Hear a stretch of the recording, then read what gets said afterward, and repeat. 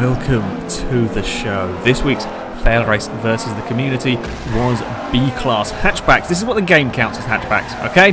Turn 1 at Kamino, and there was some weird lag going on. There's a flying Civic. I don't ask, it's getting worse each week, I think. A few cars were broken, as you saw. A Gremlin, was it a Gremlin? I think it was. Just got lag killed instantly. Hit an invisible wall at turn 1. Sadly, yeah, there are a few cars involved further back. Towards the front, though, we had got through okay. I had survived the flying cars and was into 4th. I had just been overtaken by the Buzzbox RX-7. I proceeded to try my luck going around the outside, the top of the hill. A little bit brave that, and I realised I was about to run out of road. Kept it out of the wall, but yeah, it was a little bit ambitious. Worth a try. Had nothing really to lose. As we came into the next corner, though, I may have got things a little bit wrong. I got my car started going sideways as I ran a bit wide, and then I couldn't stop it as we got across the sort of astroturfy weird stuff. I was pretty lucky I didn't collect anybody else sliding back across the road as I did. No damage done to my car. I'd lost a fair bit of time and fallen down the order. At the front, with me having had a spectacular off, it was a two-way battle for second place between the Buzzbox and a Kia C''D. Yep, the Kia was up into second. The RX-7 tried to go too wide down the sort of very fast, twisty section. Not very wide there. At the end, the Mazda driver thinks better of it and backs out. Attempts to go around the outside of the hairpin, can't do it. Then tries to cut back to the inside on the exit. Still can't quite do it, but then there is the drag race up this hill, and this is a very steep hill. You really need a car with a bit of power, and sure enough, the Mazda can beat him into the corner. Didn't last very long, though. For the Mazda, the curbs of Kamino would catch out their first victim. Mazda rolling in a very bad place. Everybody does incredibly well to avoid him, as yeah, that is not a good place to roll. Not a good place to land either. The curbs here are very nasty. That's one of the worst corners for rolling of vehicles. We didn't expect to see a Buzzbox roll, to be honest, but yeah, he ended up on his roof. I was on a recovery drive. My Alpha was proving to be very quick as I got up the inside of a Peugeot into turn 1. The Peugeot was busy battling with a different Alpha. It just got a little bit of understeer, and I have quite a lot of grip in my car and quite a lot of straight line speed, so I could just dive up the inside. These Alphas were pretty damn good, actually, for this kind of racing. Pretty good on the handling front, but it was the straight line speed and the power that these cars had. I think mine was running about 270 horsepower. Is using the standard engine. There was a real benefit around this track, largely down to this hill. The Peugeot was a very quick car around the corners, but it struggled with a very, very steep hill, as did some of the Civics, and the speed of the Alphas was very useful. I almost surprised myself by managing to go around the outside of another Alpha GTV at the top of the hill. I did not expect to do that overtake. Somebody ended up on their roof again at the Kamino curves. He backed out of the race because his car was in a dangerous place and wasn't going to be rescued.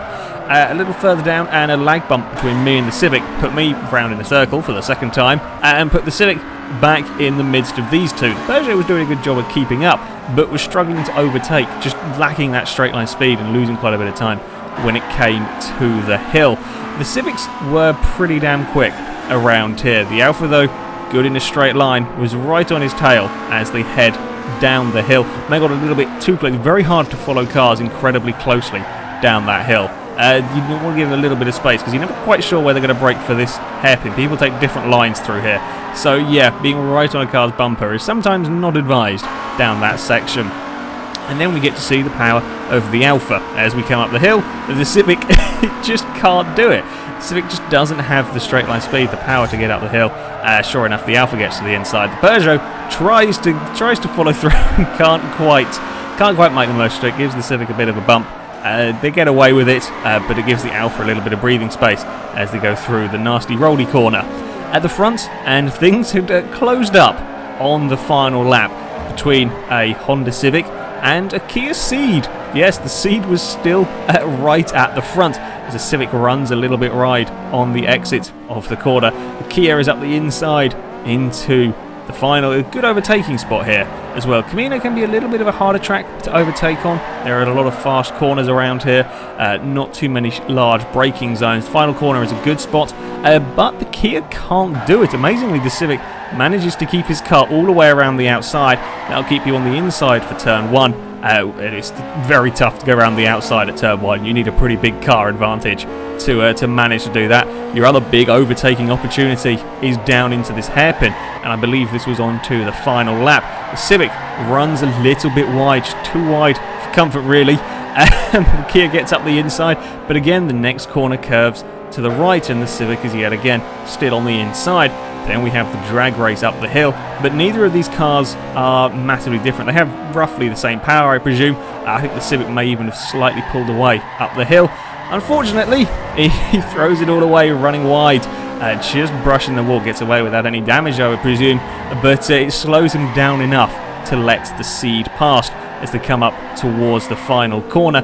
The Civic gets a very good drive out of this final corner, and or up towards this final corner I should say, and they're side by side again coming into this. There's a little bit of lag going on. This again, a little bit hard to see quite what happens. Either way, the Kia manages to hold it around the outside. I think the Civic may have given the Kia a bit of a bump into that final corner. Then the AI of the Civic gives up and just bumps into a wall. Well, so it is victory for a Kia Ceed. Didn't expect to be saying that sentence, I will be honest. We move on to the second race at the Infineon NASCAR track. This is a place that I absolutely love. Great track to race around here. So I was very much looking forward to this one, although I had started right down at the back, and it was difficult making progress in this one, as well even the replay's frame rate was struggling with the amount of cars trying to fit into the same bit of road. It's a good overtake here from the Renault 5 going around the outside of the first corner to get to the inside of the top of the hill, past one of the Clio V6s. Unfortunately, things would go spectacularly wrong. A little bump between a couple of Renaults puts the 5 Turbo round in a circle, and we have the second biggest crash of versus the community history.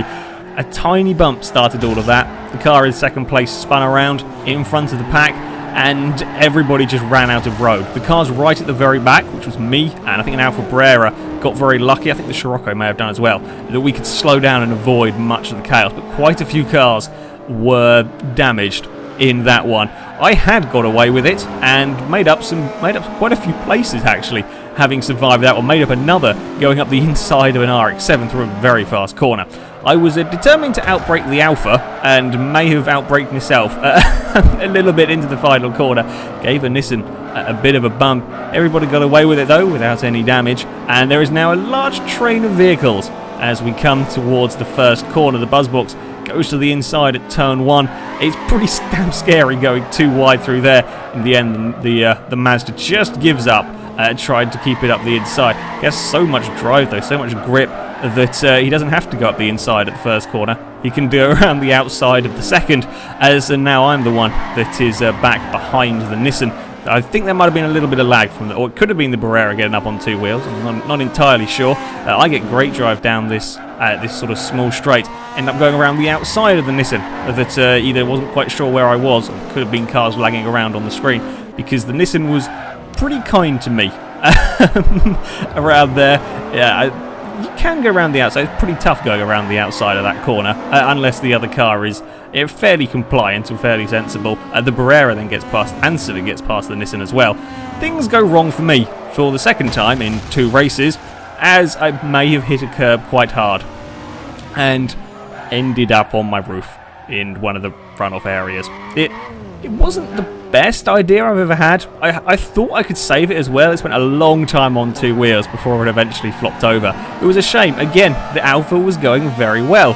The Buzzbox was on the move through the field as he dispatches another Clio V6 around the outside of one corner, up the inside of the next. A good move doing that one. The Clio tries to come back at him down the back straight, but doesn't really have the speed to get up the inside. Yeah, this pretty tough place to overtake on that hill. You've got to have a lot of faith in your car that has got the grip to go around the outside of that first part. You also got to be careful of the curbs around there, as it's not unheard of to see cars roll. Now, having had such a humongous first lap crash, wasn't anybody's fault that crash, just a racing incident that happened to affect pretty much all the field. I was expecting to find the field to be pretty spread out, with broken cars and half-damaged cars littering most of the track. It wasn't. which is unusual. Sure, I think quite a few cars had varying degrees of aero damage, but everybody remained fairly close on track. There were a few heavily damaged vehicles that ended up going to the pits, and there was still some more lag. Very hard to figure out what on earth went on there. Could possibly be overtake of the evening for the Nissan if it did go round the outside of the Rabbit at that corner. I don't really know what happened, because the game just all lagged to hell. A bump between the Honda and the Nissan then ended up putting the Volkswagen back at the front of this little train. The Civic's not giving up though. The Civic gets to the inside, or tries to get to the inside towards the first corner, can't quite do it. The Rabbit's just got enough speed to keep his car there. Yeah, going too wide through this opening section is a little bit scary, to say the least. Again, as you can see, even later on in the race, the cars were all pretty close together. I think the V6, the Clio at the front of this train, was 4th, and you can see all the way back to somewhere in 10th or 11th, which is surprising considering the amount of broken cars. Surprising that they all remain so well in shot. The Lancia Delta here just ran a little bit wide through the fast right-hander. There's me getting the push back. Thank you to the Renault who gave me a push back to the pits and helped me fix my car. Barrera got to the inside of the Delta into the final corner. Good overtake from the Barrera there. And the Lancia tries his best to come back, but it's pretty hard to do a cutback on that final hairpin, as the next few corners are you get stuck on the outside for the next few corners, and the Delta doesn't quite have the grip or the speed to get back past the Alfa Romeo. And all the meantime, the Volkswagen is catching in the background. It wouldn't be long before the Volkswagen got past the other cars and would be alongside the Barrera as they go too wide through some of the fastest section of this track. That's brave. That is brave, fitting 2 cars through there. Often you see it end in disaster, but it doesn't this time. And the Volkswagen gets to the inside at the hairpin. The Alfa's still trying to keep his car around the outside. Very nearly manages to do it. There's good acceleration from the Barrera as he manages to just about keep alongside. By the time they get to the first corner, the Volkswagen has got in front, and there's not very much the Alfa can do about it. For me, that one there gets overtake of the evening for managing to hold it side by side for 3 or 4 very fast corners, which is pretty damn good. At the front, and things had closed up as we came towards the final lap. An interesting line going on there from the buzz box. Certainly didn't slow it down, and he gets excellent drive out of the final corner as they head to the very final lap. Infineon NASCAR, again, this is another track. This is not the easiest of places to overtake. There is a horrible pit lane. The pit lane spits you out really badly onto the track. So that could have ended an awful lot worse. But yeah, this can be quite a tough track to overtake on. There's only really 2 very good, well, perhaps 3 good places to overtake. You can overtake up this section, as the buzz box had done a couple of times, but he wasn't quick enough and wasn't close enough to the focus. This is one of your good overtaking spots, but the RX-7 is just too far back. He carries good speed through the corner, but is still not quite got as much acceleration as the Focus. Again, this is another half-decent overtaking opportunity.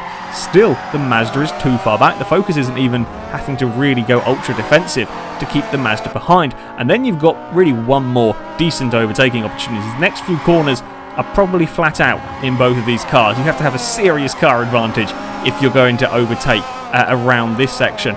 You want to take a good line through this corner, then you might be able to get to the inside at the final turn. As it happens, the Focus just runs out of grip through the very fast corner, slides off the road. We've seen that happen many a time. It's very, very easy to do that at that corner. One of the scariest corners on the track. Yeah, a little bit of a shame for the Focus, having held the lead for 7 3/4 laps of the race, but it was to be victory for the Buzzbox RX-7. Focus takes second with the, I think it was a Clio V6 that ended up in third. Our third and final race goes to the Sedona Club Circuit as we all blast off towards the first corner. Again, my Alfa got a very quick start, made up a good 2 or 3 places off the start line. This time I had to go all the way around the outside at the first hairpin. Normally I like to hug the inside to try and avoid the chaos, but this time everything was fine. It was all nice and calm. I think there's a Renault off in the background, but other than that, things were fine. It didn't last very long. A tiny lag bump was enough to send my Alfa down an escape road. There couldn't have been a worse place to have a lag bump, really. A tiny bump was all it took for me to head down there. I did come off a little bit better than the Peugeot that got spun around into a Hyundai. I had no damage, it was just, yeah, I'd lost quite a lot of time. Wasn't my day, which is a shame because the Alpha was a blooming good car. At the front, a Gremlin had led for the opening lap. Then a Golf got to the inside at turn 1, runs a little bit wide on the exit, and still the Gremlin fights back. Again, we've had a Kia Ceed win a race. I didn't expect to see a Gremlin leading a race. Certainly not out of all various B-class hatchbacks. They attempted to go too wide towards the top of the hill. That's very, very rarely works, going too wide up there. A tiny bump from the Golf is enough to upset the Gremlin to keep it out wide. Then the Colt that was sat in third place has a big dive at the next corner. Good driving from the Gremlin though to realise the opportunity, gets a cutback going on, and the Colt couldn't stop his car in time. You can kind of fight back through these next corners, but the Mitsubishi just a little bit too far back, and he's under pressure from one of the modern Civics. This little group would have an interesting battle between the Colts and the Civic, or the Colt and the Civics, I should say, sorry. The more modern Civic was wise backing out. Again, that's another corner, very fast chicane with some horrible sticky stuff on the inside.